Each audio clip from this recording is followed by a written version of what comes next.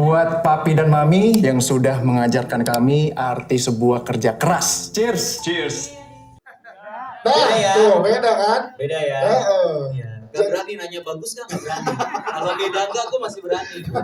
Kalau bagus gak? Gak berani gue. Kalau nanya gitu nggak berani, kita yang nanya kenapa berani untuk menampilkan ini ke teman-teman penonton Iya, jadi Indonesia. ketika stres pandemi terus kayak mau nulis yang lucu-lucu kok mandek gitu, kayak lagi pengen explore. Terus bikin beberapa ide cerita, sempat bikin horor juga ada, action ada, tapi kayaknya setelah di-explore nih kayaknya ini produksi memproduksi ide ini cukup pandemic friendly gitu karena kita di satu rumah gitu Yeah. kan mostly gitu. Yeah. Jadi rasanya ini ide yang bukan hanya menyegarkan dari segi genre karena gue secara sebagai penonton suka banget tipe-tipe film seperti ini dia tapi selama ini Yeah. belum pernah berani bikin gitu.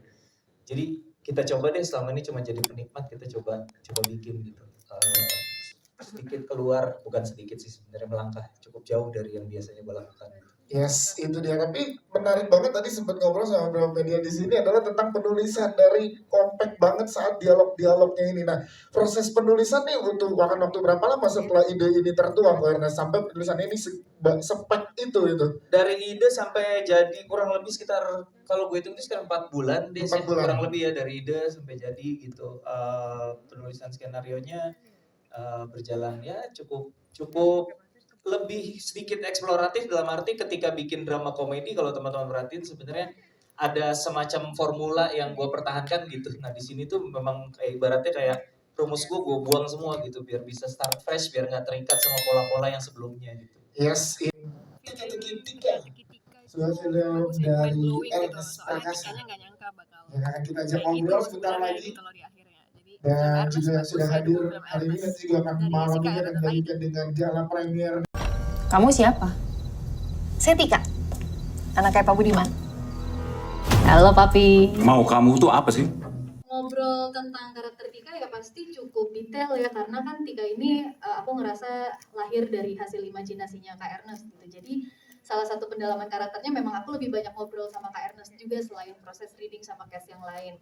Tapi memang waktu pertama baca skripnya aku punya satu kekhawatiran sih gitu, karena aku pertama emang nggak pernah main film yang ada scene actionnya karena memang gerak motorik aku lemah sekali gitu kan.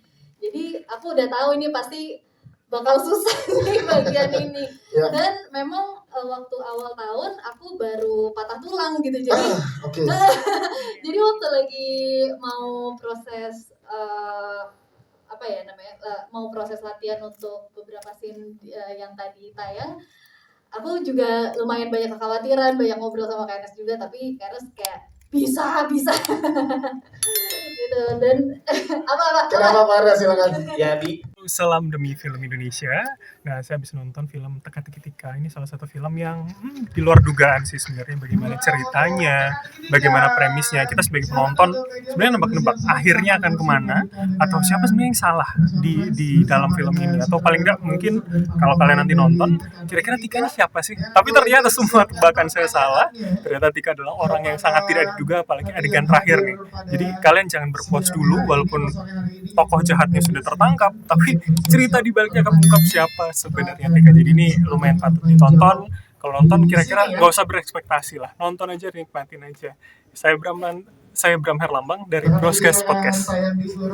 Satu-satunya yang bisa bantu kita adalah proyek Bupati. Kita nggak bisa biarin si Tika bikin kacau.